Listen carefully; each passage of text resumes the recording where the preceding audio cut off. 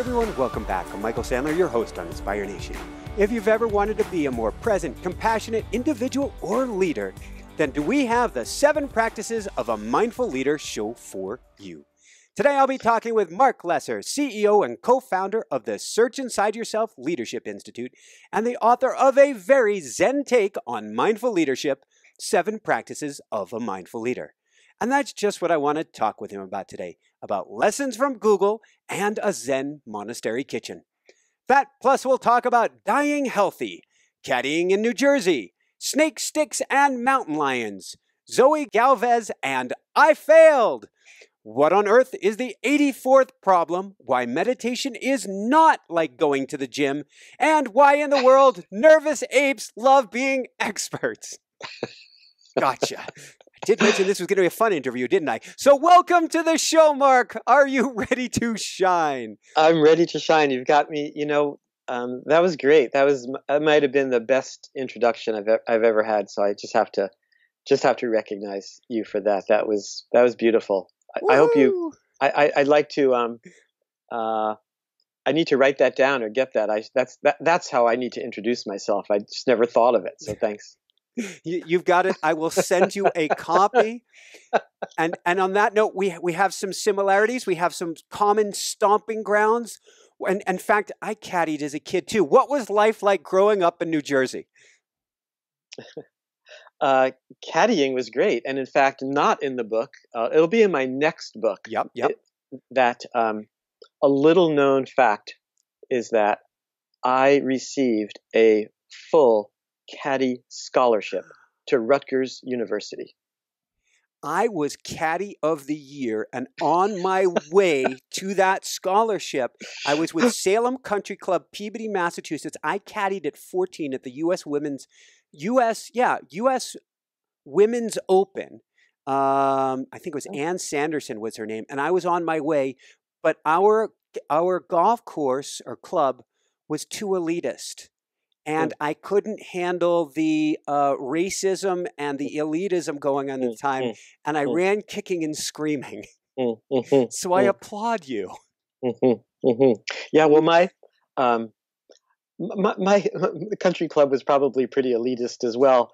But, the backstory is kind of interesting, which is that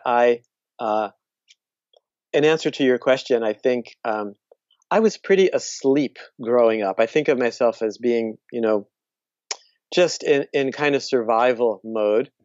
And life was all about sports, sports and maybe fantasizing about being in relationship, but not. That's what I was doing while caddying. But I applied to Rutgers and got early acceptance to Rutgers, and I excitedly went home and told my mother. And it's kind of weird when I think back how uninvolved my parents were in that whole process. And my mother says, "Congratulations. But how are you planning to pay for college?" No, we don't have any money. This was it's like I never had the thought about money or any of that, and I didn't know that we were poor. And so it was a kind of a bit of a jolt to the system. And I went and met with my high school guidance counselor and told her I had this issue, and she pointed to these volumes of scholarships. And I remember thumbing through this huge volume of scholarships, and there I opened the book and it says caddy scholarships. Like, okay, I've been a caddy. Rutgers University is on the list of colleges, and the Colonia, New Jersey Country Club, where I had done some caddying. And I was like, this is a beautiful thing. And I go down and introduce myself to the golf pro who I'd never met, and ask, because you needed a letter from the golf pro. And he says, "Yeah, write a letter and I'll just bring it back and I'll sign it," so I did. And, a couple of months later, I get this letter in the mail. Congratulations. This is going to be in my next book. This is a story, I'd say, about resilience, right? That that being faced with a very practical and profound problem, and taking action to find solutions. And so I love it. In your book, you don't mention her by name, at least where I'm referencing here, but Carol Dweck, you were talking about at one point a growth mindset. right, right. Yes, I have to apologize. I should have mentioned Carol Dweck. I certainly, I borrow from lots of people. She's one of my favorite people. Yeah, I would say, yeah, especially, I call it, don't be an expert. Is the third practice of the 7 practices, and it's certainly, a variation of cultivating a growth mindset, and not a fixed mindset. I like Thank you, it. Carol. Thank you, Carol. Thank you, Carol. So going forward in your timeline, and actually last night, it's rare that I lose sleep. I can usually drop any thought that I need to. And last night, something had occurred having to do with where we're living just a couple hours before bedtime. And I woke up in the middle of the night in a big rainstorm, which was supposed to be a snowstorm. Again, the weather around here. And for 2 hours, my mind is whirring before I'm finally able to get a meditation going enough, and I drop into sleep. And I woke up this morning and I'm like, well, that had everything to do with Maslow. And then I'm reading your book, and Rutgers and leaving Rutgers had everything to do with Maslow as well. It did. It did. Yeah, that was. I was a freshman. I was a freshman at Rutgers when I took a Psychology 101 class, and toward a psychology of being. Yes. And it happened to be at a time, my first real serious girlfriend had just left me. So I was feeling heartbroken. Yeah.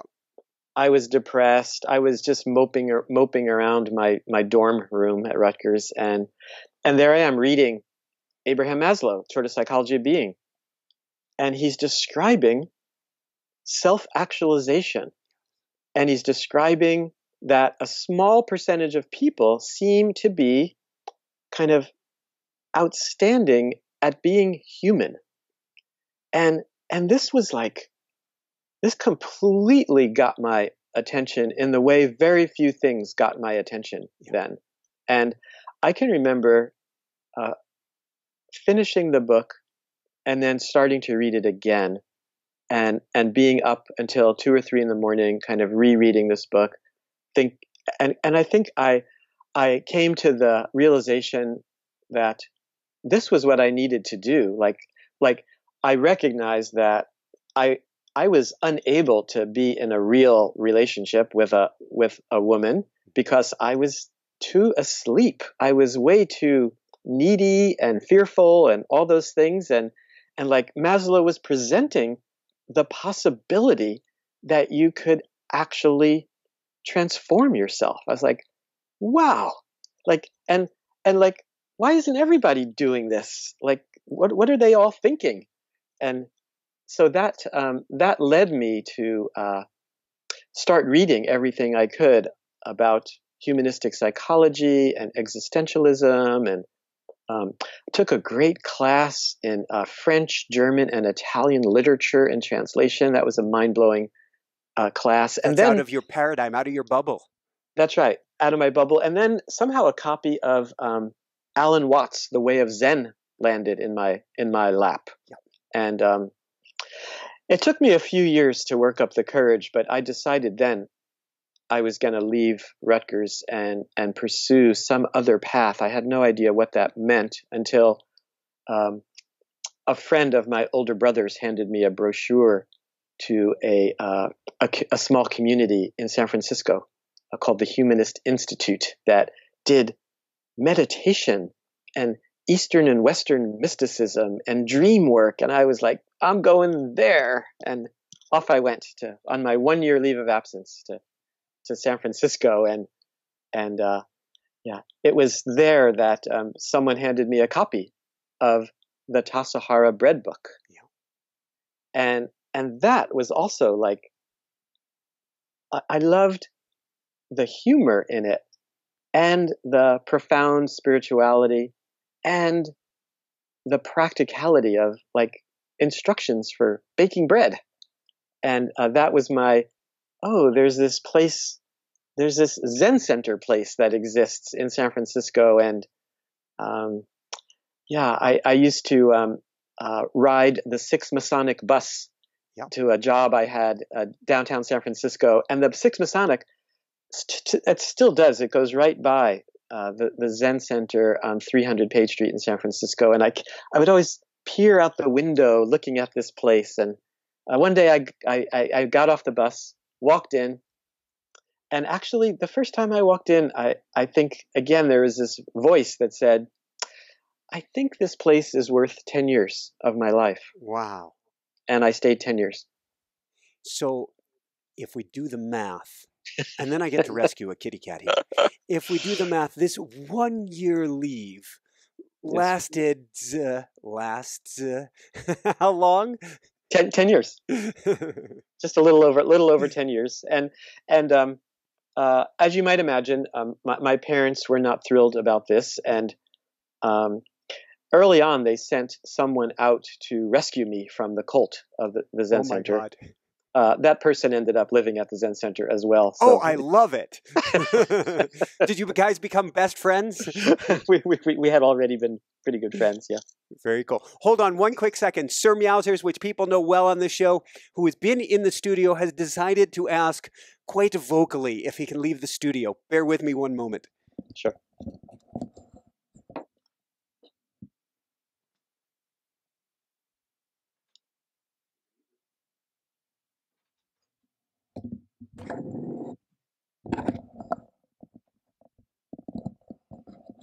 It's interesting. When I think of mindfulness, the first thing that actually comes to mind of all things is washing dishes. I think of my first book that I read from Thich Nhat Hanh about how washing dishes can be such a powerful meditation. Yeah. And that was my, when I first arrived at Tassajara Zen Mountain Center, my job for the summer was a dishwasher, and just fabulous.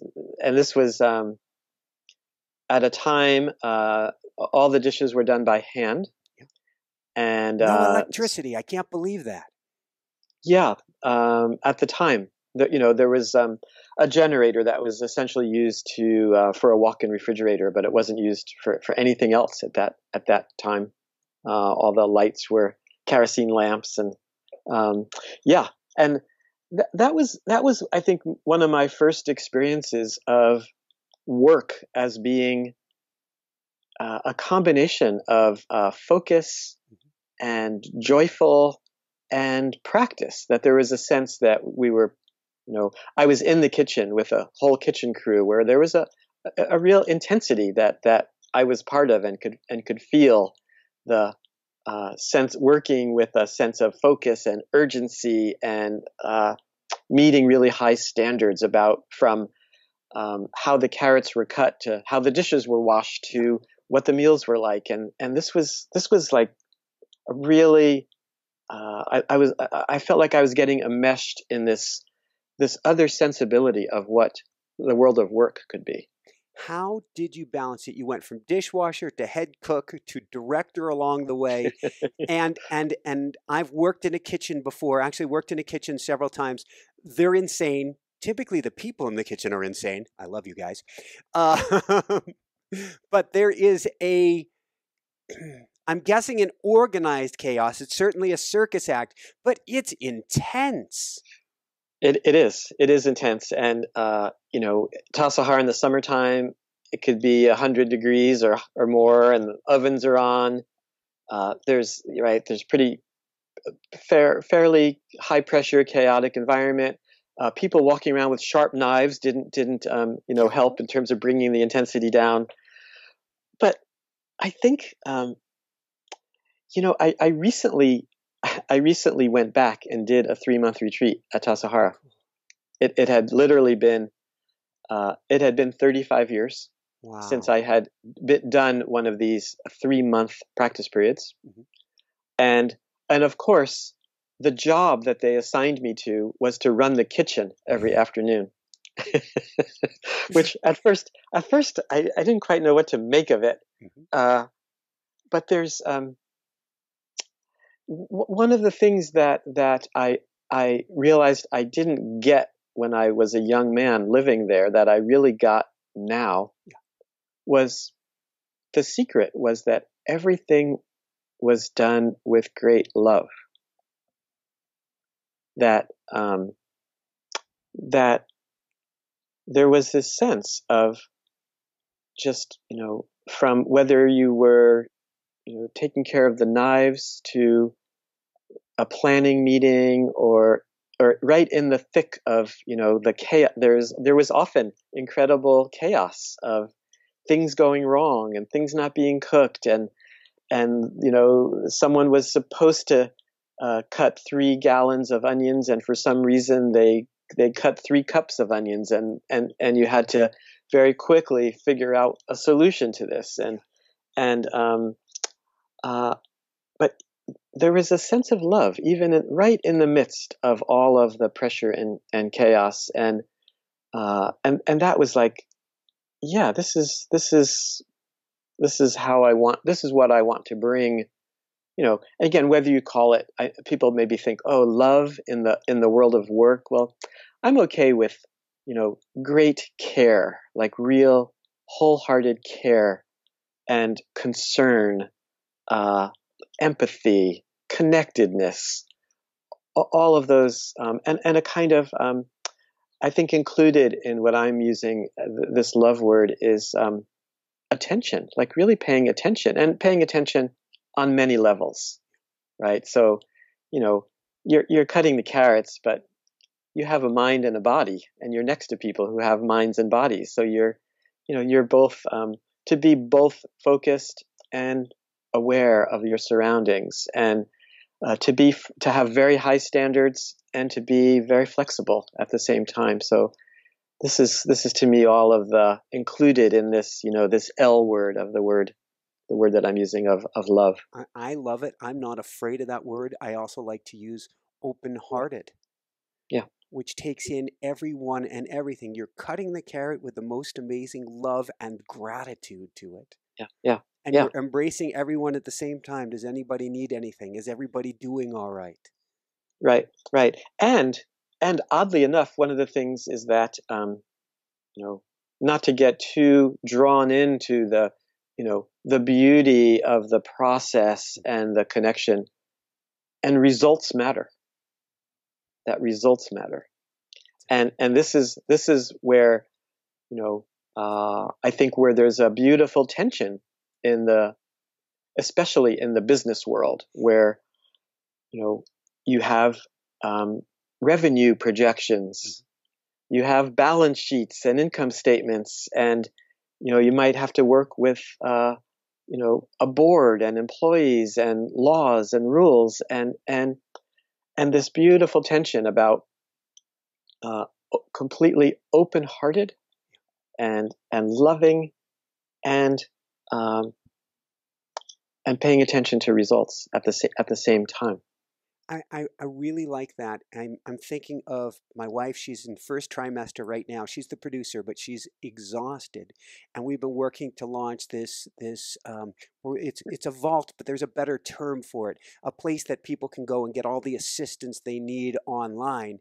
And she's been going, how are we going to do this right now? And I said, well, if you are one of my coaching clients, we have to work backwards. And we need to come up with a deadline, not to bring stress and pressure to it, but to bring a beautiful sense of focus to it. Yeah. And I think in a way, I loved my experience at the Zen Center, and it's been the foundation of what I'm doing now in my life. And at the time, I recognized that I actually needed more of a dose of the world of success and failure. That was part of my own path, even though I was sort of, putting myself right in the, holding my own feet to the fires, as it were, going from 10 years of being at the Zen Center to business school, where suddenly I'm being graded and evaluated, and my resume of having just spent the last 10 years at the Zen Center did not open a lot of doors in Manhattan, where I went to school. Well, I'm impressed that you did that, that you went from it was both intense and a cocoon, and then you said, I'm going to NYU, which Yeah. is like throwing yourself, to use a cooking expression, into the fryer. Yeah, yeah. No, I think I sometimes think there's a very thin line between courage and stupidity, but some maybe a little bit of both to make those choices. Well, I think my son was just born. Wow. My last when I was director, and so I was also feeling highly motivated to, how can I figure out livelihood and my life in a way that is aligned completely. It was important to me that it needed to be completely aligned with my values, and at the same time, I had to figure out, how to survive in this world outside. In a way, I was being, I'd become part of the Zen Center staff, and I was being supported by the Zen Center, and I needed to, kind of throw myself in the fire. And while you say it's a thin line with stupidity, I feel, why not? When we're here, you might as well push it to the edge of that line. That's where the juice is. That's where you're fully living, not in the safety zone, Right. which to me is just a race to get to the pine box. Yeah. If you're talking about, I'm going to live awake and aware, present, mindful, Yeah. then I have to push this thing. Yeah. I think, one of the things that I discovered was that, it's a little embarrassing to say, but it's you invited me to talk about the truth from the Yes, beginning, please.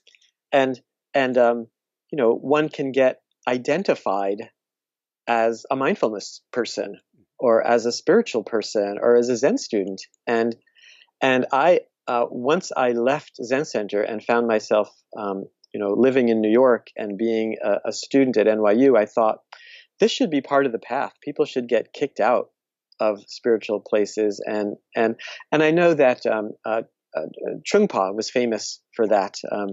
People used to come and want to study with Trungpa in the late 70s or early 80s, and he said, yeah, you can study with me. Go get a job and buy a television, buy a big screen TV, and then come talk to me. There is a certain way of needing to put down our kind of ideas about spirituality and go figure out making it in the world. There's a beautiful man who we knew from Europe who went and lived in the equivalent of he had worked with the Dalai Lama for years. He ended up, I guess the order is, he went and lived in the equivalent of a cave in Spain for several years, and then came out and worked with the Dalai Lama. And it was interesting watching his mind trying to figure out, he had been to spiritual realms I can't even understand, imagine, or fathom. And now he's having to work kind of the 9-to-5 world and figure out how to do that. Mm-hmm. That's the journey. It's not Mm-hmm. the being in the cave, at least not in 2019. Mm-hmm. Mm-hmm. Mm-hmm. Yeah. In my my first book that I wrote, it's probably close to 20 years ago now, called ZBA, Zen of Business Administration. The first chapter is it's entitled "We are all Zen students, and we're all business people," and meaning that we're all Zen students in that we're all born and we all will die, and none of us have any idea where we came from or where we're going or what this consciousness thing is, and that's the job of a Zen student, is to ask those questions and live in that world of not knowing. And we're all business people in that there's no avoiding the world of money, the world of getting things done and success and failure, whether you're a doctor or a teacher or work at McDonald's. It's you can't avoid either. As far as that's my sense. I completely agree, and that gets us. I want to dive into Google here in a second and how you got there, but just for people who are listening, a big, not bugaboo, but a thing I want to help people with is that at some point we get on the self-help or particularly the spiritual path or the spiritual bandwagon, and we say, no, no, no, I can't think about money, I can't think about business, I have to be spiritual. Mm-hmm. And I have yet to see the rule book, the text, the tenet that says one is not the other is not the one. Yeah, yeah. And I often warn people to be very careful about contracting PES disease. It's premature enlightenment syndrome. Ah, yes. That's for next lifetime. No, just that. I think there's something, some real benefit about cultivating, again, what looks like two worlds and seeing that it's really one world, but both, the activities around living a spiritual life, living a life of love and integration, but also a life of solving real problems. Like there's a lot of problems out there, whether these are the very local problems of, helping children or helping adults or, teaching people different skills. This combination of keeping one's being in both worlds and integrating these worlds, as again, it's only in our minds that we make them as though they're these two separate worlds. There's just one world, but we need to have these various distinctions and lists and practices in order to help us understand. So thank you. So moving ahead, you actually coming out of business school, you were able to dance or balance these two words with a word I'll call alignment. Because with Brush Dance, the company that you started, you were going eco-environmental side of things, and at the same time, let's bring in a profit. Yeah. Well, it was interesting because Brush Dance was. I thought my idea was let's start a company that makes things out of recycled paper, and then I started working with artists and we were licensing the words of the Dalai Lama and Thich Nhat Hanh and poetry of Rumi. It was coming right back. And that was more like, that was just like my life. And then at some point I realized that my idea was, an environmental products company, but what was being created was a company that was providing inspiration for people. And, people were not buying our cards and calendars because they were environmentally friendly. I learned they were buying them because they resonated with the messages, and the fact that they were environmentally sound was a nice plus. So lots of learning. It was. This is actually the 30th anniversary of when I started Brush Dance, and I ran it for 15 years. So I've now been not running it for the last 15 years. And you went from there, from not running it. How'd you end up meeting Meng, who we were talking about off air, and he's been on the show as well? How'd you end up working with Google, which has started you on maybe the next 15 years? Yeah. After I, kind of sold my interest in Brush Dance, I remembered why I went into the business world was I had this vision of transforming the way people worked. And I thought, well, coaching would be a good working with leaders. Yeah. That would be a good way to do that. So I started a coaching practice and fairly quickly met a Google engineer who hired me to be his coach. And then he started referring me to other Google engineers. And I found myself spending more and more time at Google. And it was right at that time, this would have been like 2006, 2007, that Meng had the idea to create a mindfulness program. And he had the name, Search Inside Yourself. And he heard about me. And he heard that I was this this guy who spent 10 years living at the Zen Center, written some books, and had an MBA degree. And he was like, this is like, wow, this is exactly the resume that we're looking for. So I got pulled in just as that program was an idea, and got to work with Mang and Mirabai and Norman Fisher and Philippe Golden and a team of people to develop that program inside of Google, which was just enormously fun, satisfying. People often think, surprised I'm going there, but I guess it's where I'm going. People often think that mindfulness is being overused in the business world as kind of a cleansed down version of Buddhism. Mm-hmm. What were you bringing to Google? Mm-hmm. It's interesting. What I was bringing to Google was the Tassajara kitchen. Cool. And I think what we were doing is that, and I'm not even sure how much we knew it when I look back, but some of this was very intentional and some was just unfolding as we went along. We were creating a safe space. So it was a space where people would often use the language that they could take their game faces off, that they didn't have to be experts and competitive.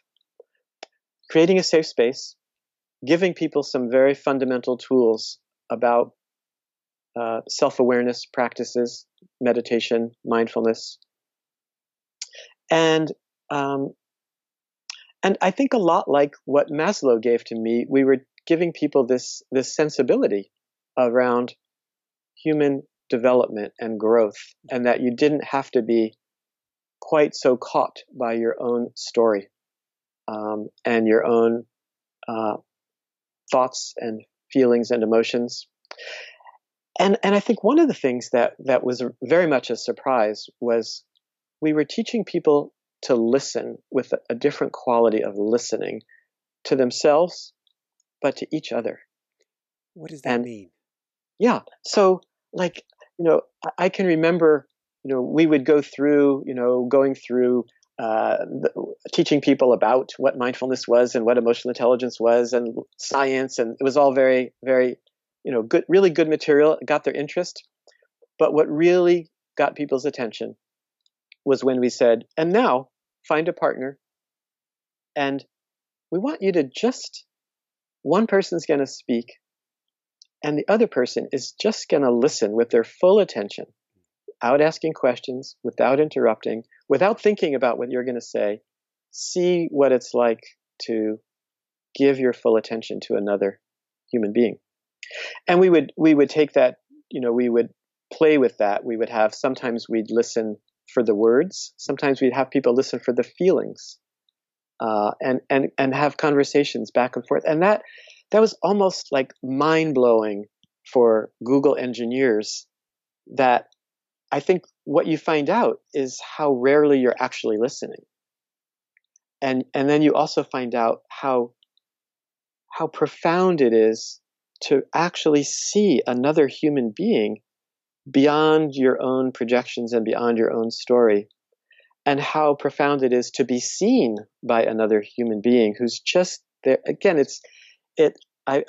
there was a sense, this combination of safe space, an environment where it was okay to show up just as you are, and listening practice, I think was transformative for a lot of people in that program, and continues to be. It would open people up, allow them to drop their guard, allow them to see who they are, completely change their relationships with others. Yeah. And I would add to that. And then on top of that, there were a lot of practical skills, practices, things you could experiment with, like how to have a difficult conversation, giving people some very rudimentary tools about what are your values? How aligned are you with your values? What's your vision for what your life might be like once you've thought about this?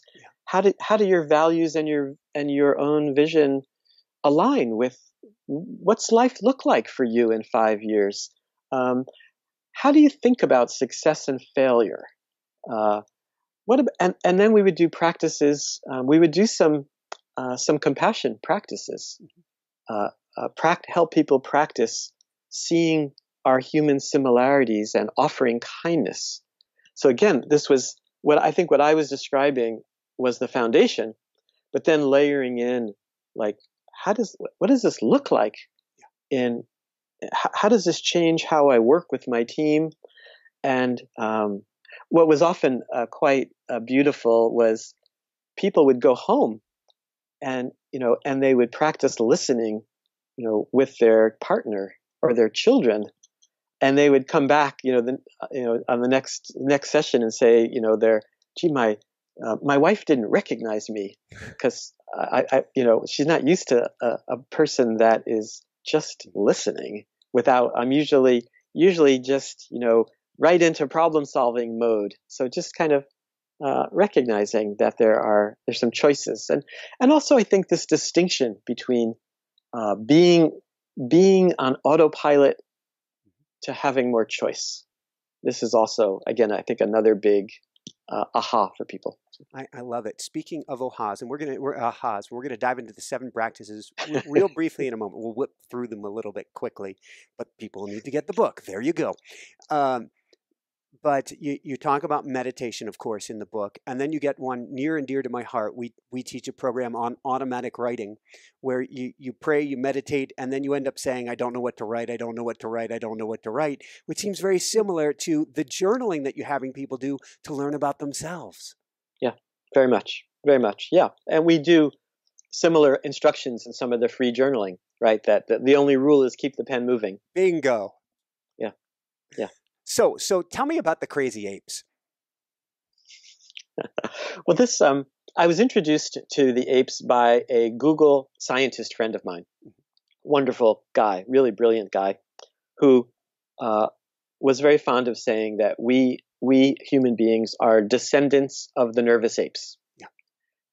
That the apes that were chill and calm, they all they didn't survive, but through our evolutionary biology, we are here, pretty much it looks like for one reason, which is to stay alive and pass on our genes to the next generation.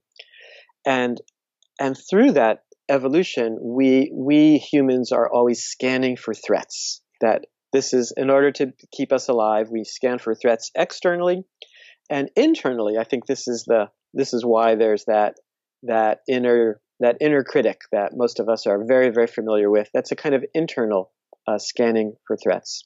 And greed, hate, and delusion have been very popular for thousands of years. And this is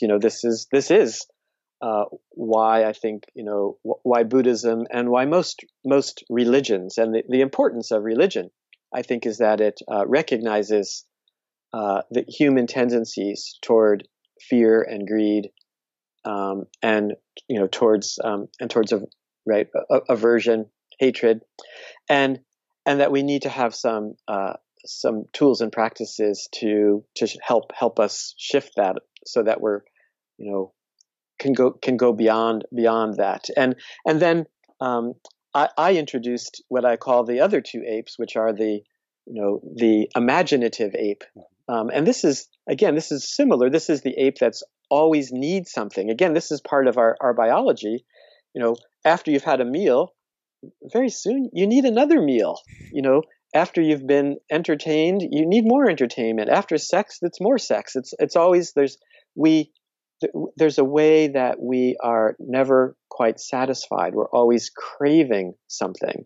So again, this is like recognizing that. And then I talk about the 3rd ape, the empathic ape, which is the ape that feels the feelings of others, that we're wired for that. Yeah. But that yearns, the ape that yearns for lack of separateness, and that we need to cultivate that sense. Again, because of the first 2 apes, this empathic ape can also often feel very separate and be afraid of others, separate from others. So it's cultivating this common humanity that we have. Beautiful. I'm still going to dive into the 7 practices. We're going to be taking little tiny bites, but this quote just popped up for me that is just so perfect, and I think it describes everything as we're on this path that keeps us balanced, as you could say. You are perfect. This is from Sunryu Suzuki. You are perfect just as you are, and you could use a little improvement. Mm-hmm, mm-hmm. Yeah, yeah. Well, this is that.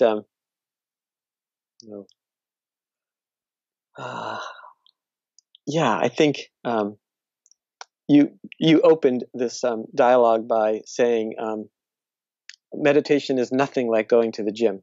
Yes, which comes from me teaching meditation at Google, actually to a group of doctors, in which my co-teacher was, following the program, and there's a slide in the program that we were doing that said meditation is like going to the gym, like over and over again, you're training your mind from distraction to being focused, and that's true. That is part of meditation.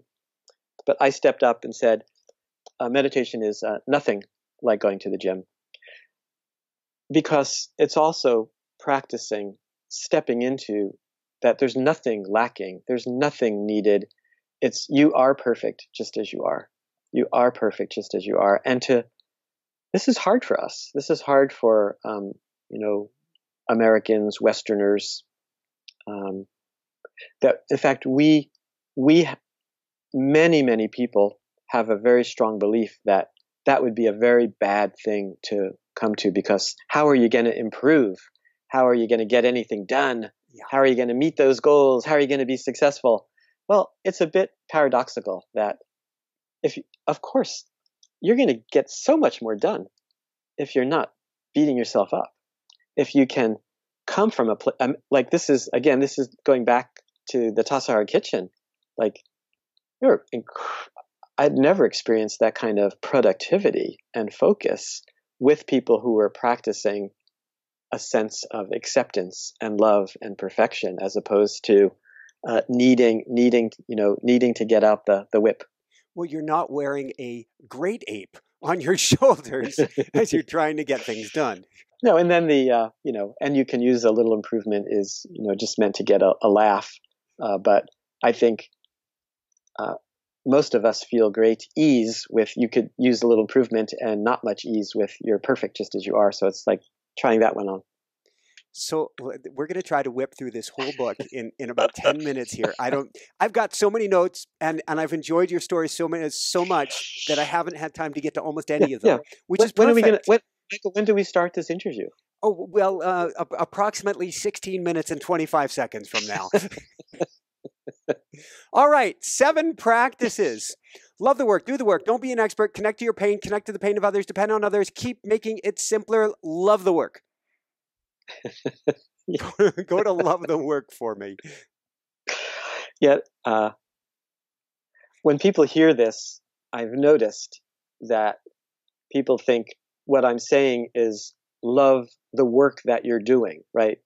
Which I guess I should use quotes, air quotes, the well, work. No, it's actually good. It's a little bit, I like just a little nudge of pulling the rug out from what people are assuming. When people assume, it means, oh, you should love the work that you're doing. And yeah, that's a good idea. And there's a lot written about that. And it's a beautiful thing. What I'm describing is that the work is the work of self-awareness, the work of being a full human being, of noticing our stories, of noticing our greed, hate, and delusion, of noticing our love. Loving, that's the work, and helping other people. And so, where these practices come from, they were originally lessons in how to be a mindfulness teacher. We were training a group of Google engineers and Google employees to become mindfulness teachers. And that's where these 7 practices came from. And then I kind of realized that they were much broader than that they were how I wanted not only to work, how I wanted to work. They described how I wanted to live my life. And that's how this book emerged, right? So, love the work of self-actualization, of knowing yourself, of going beyond yourself. This is the work.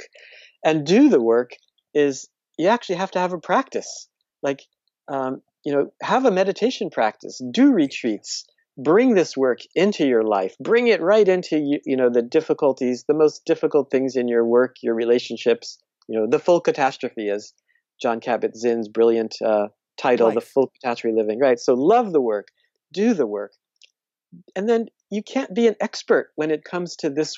You can be an expert. I want an expert surgeon and car mechanic.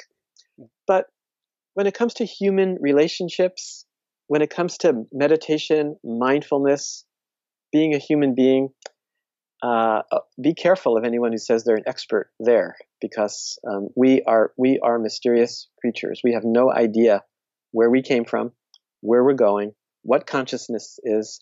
But keep asking those great questions, and free. There's a certain freedom in being able to not be an expert, being able to try things and fail. Connect to your own pain and connect to the pain of others. This is a little bit, stolen from Buddhism 101, right? That practice starts from recognizing that being a human being is hard. It just is. It just is, for all the things I've already been talking about. But then there's the fact that we will get things that we don't want, and we don't get things that we want, and that we're aware that we're here for a pretty short time. What a crazy idea! The reality of change, the reality that we will lose everything and everyone, and that. This is, again, it's our common humanity of our own pain and connecting to the pain of others, and cultivating that, seeing similarities and offering kindness. Depend on others. Hey, what could be more real? We depend on others for the air, the clean air and clean water.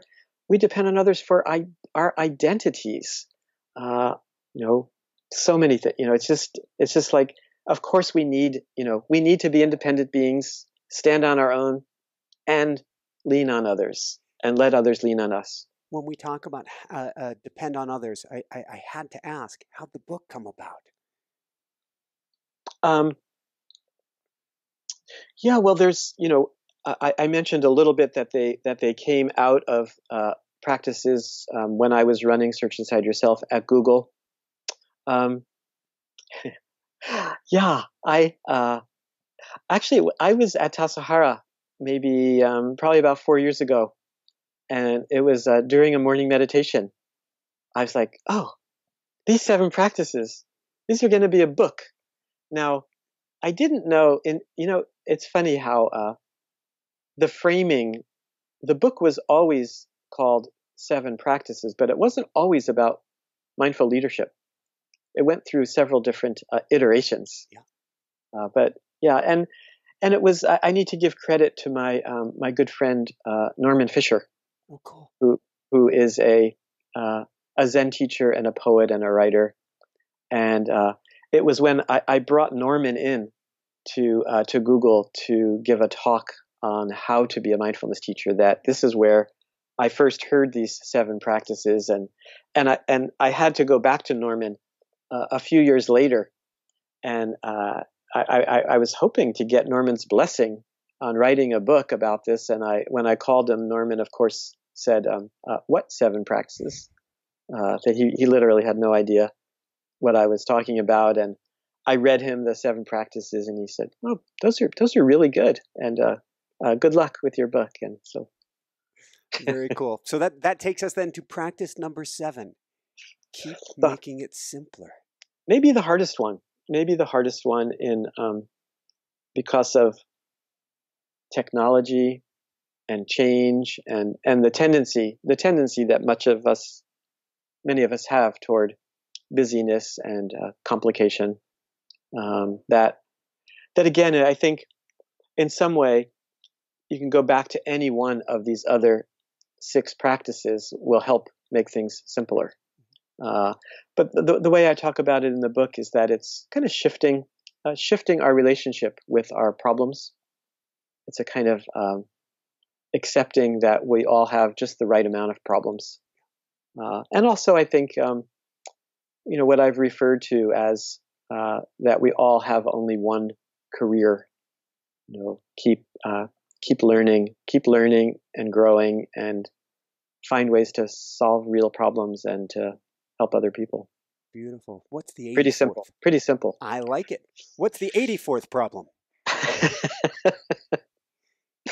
Yeah, this is that story. The farmer who goes to the Buddha has all these problems. And the Buddha says, I can't solve your problems. And in fact, every human being has 83 problems. And as soon as you solve one, another one. I think we can all relate to that. I could probably list my 83 problems today. Maybe I'd have to get rid of a few. If only I had that few. Yeah, right. And the Buddha says, can't help you with any of those problems, but I can help you with the 84th problem. And the farmer says, and what's that? And the Buddha says, that's the problem of not wanting to have any problems. This is the core. This is, in a way, is, understanding our own resistance. That we resist our problems. We resist change. It's a natural phenomena, but don't resist the resistance. Notice the resistance. Be with it. Play with it.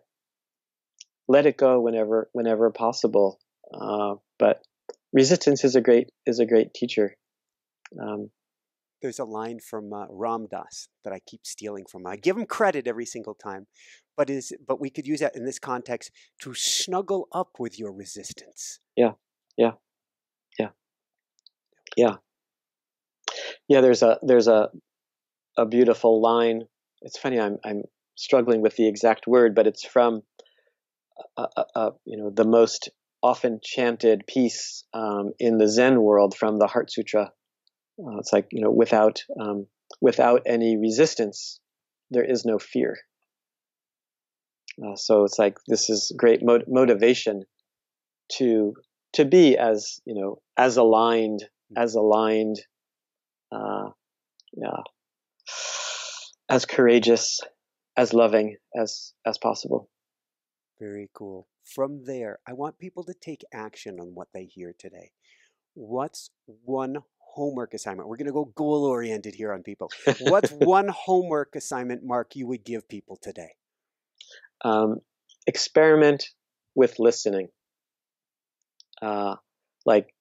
Just see when you're with another person, what it would be like to listen with a little more attention, a little more depth, maybe a little more care and love. Just experiment with it.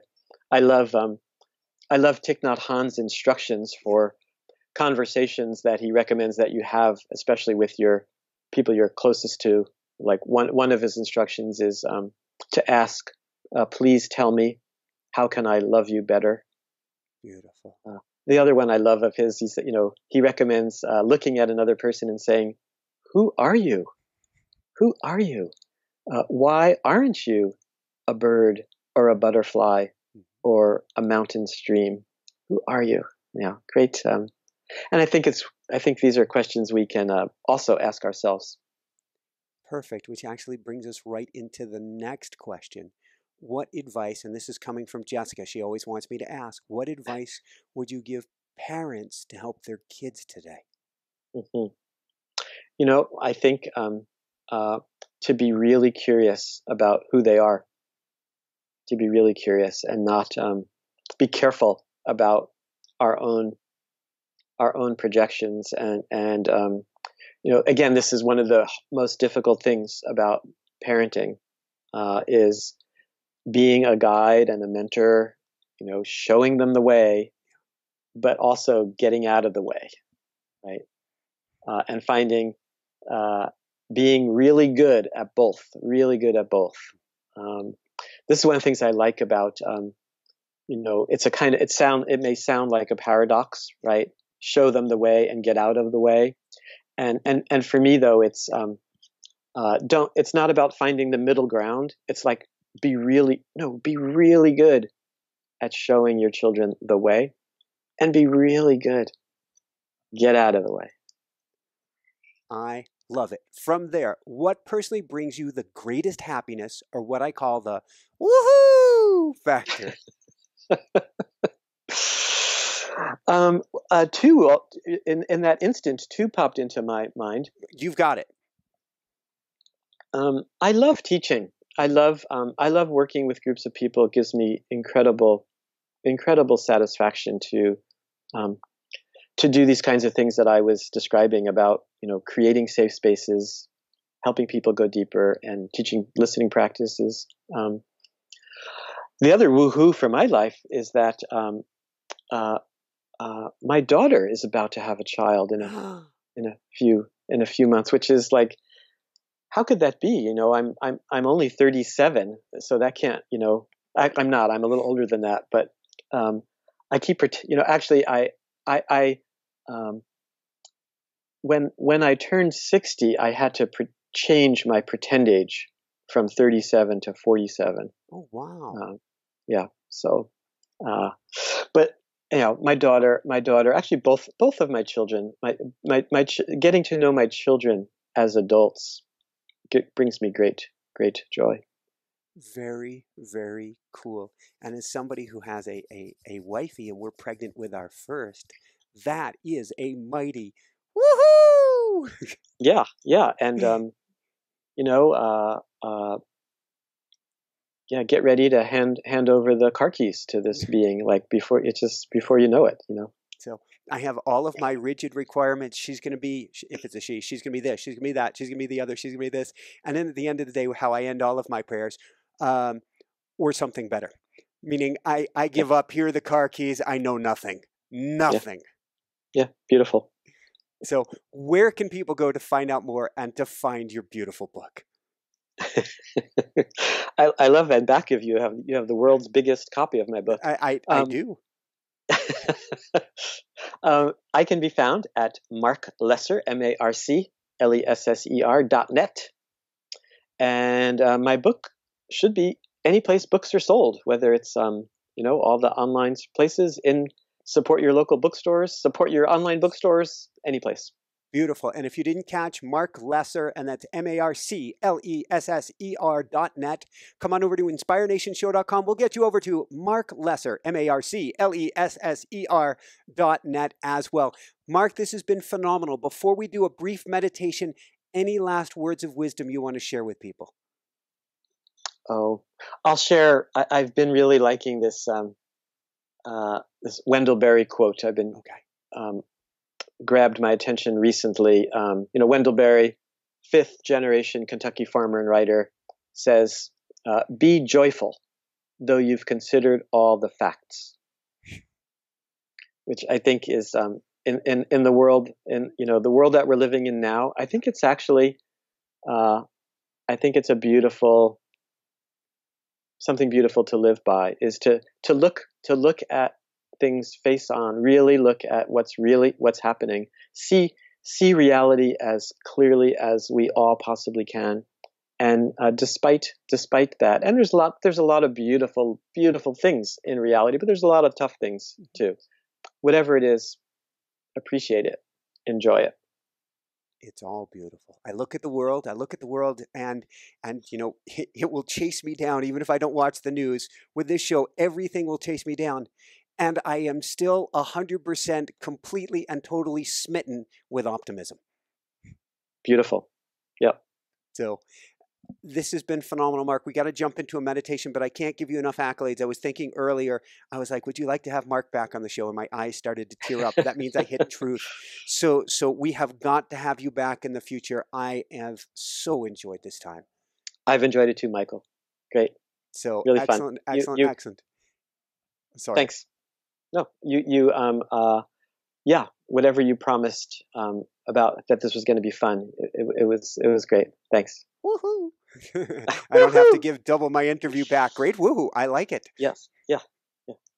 Would you have time for a short meditation? Sure. How about a 3-minute version? Perfect. It's a good. Yeah. start by noticing the transition. What's it like? We're often in transitions. I think it's a great practice to notice the transition. In this case, from talking, listening, to stopping, just stopping.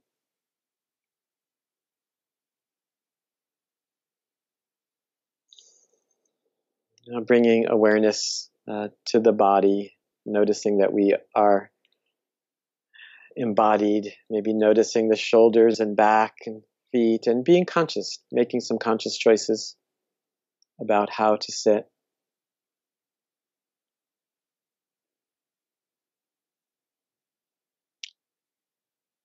Yeah, so starting by checking in with the body, and then noticing that breathing is happening. Sometimes it can be useful to take a couple of deep breaths.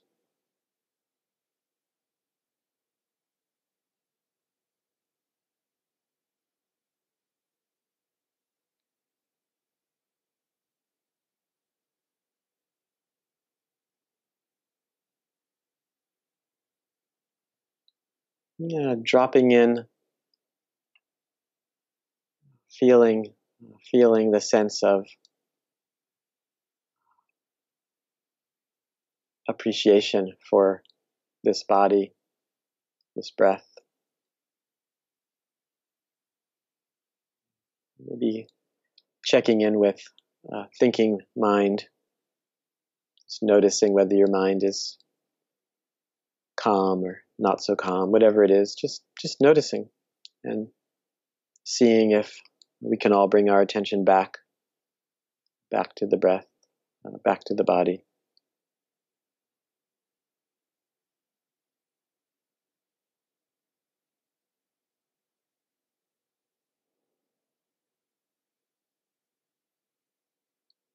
Noticing any feelings, emotions in the body, just bringing awareness there. If you're so inclined, allowing yourself to drop in and just check in with your own heart. What is your deepest sense of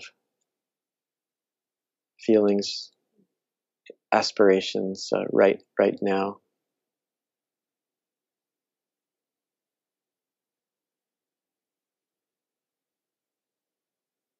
And keeping it simple, just being with the breath, noticing the breath, following the breath, being with the body.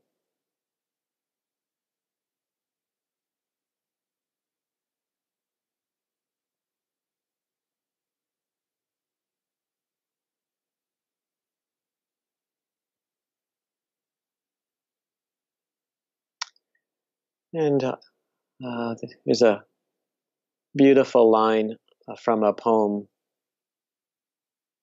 by the poet Tony Hoagland, where he says, remember that time and light are kinds of love,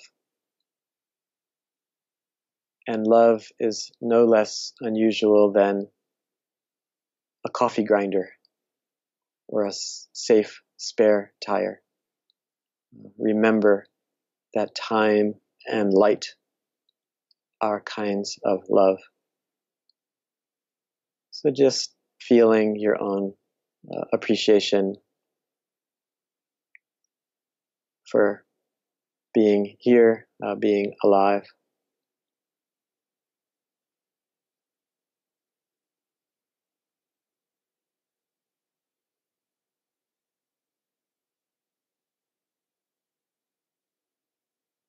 And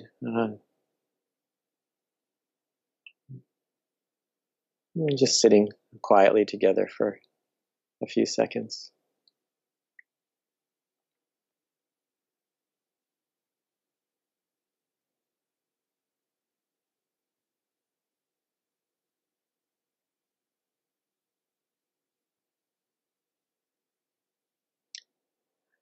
And let's gently bring our attention back to being here in the room with each other.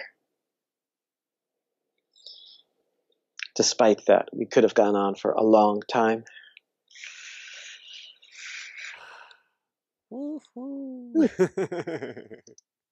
Great. Thank you for that opportunity. Thank you so much, Marc. We've had many a Zen teacher on the show over the years. You're my new all-time favorite. Thank you. And love to come back. You got it. So for everyone, got to crank it up. For everyone out there, this is Michael Sandler saying, be well, have fun, get 7 practices of mindful leader, and begin embracing your monkeys today. And shine bright. Woohoo! Thanks. I got to run. It's been lovely. Thank you so much, Marc. Be well. And let's stay connected. Thanks so much for watching. If you enjoyed it, be sure to like below. Also, leave your comments. Have some real fun with it. Subscribe to our channel where you're going to get more great videos, more interviews coming up. And check out our website, inspirenationshow.com. That's where you'll find tips, blogs, information, videos you won't find anywhere else, and useful and helpful resources to really help you kickstart your life and to shine bright. Thanks so much again. Thank you for your support. Like, comment, subscribe. See the website. Thanks so much and have fun. Of course, shine bright. Woohoo!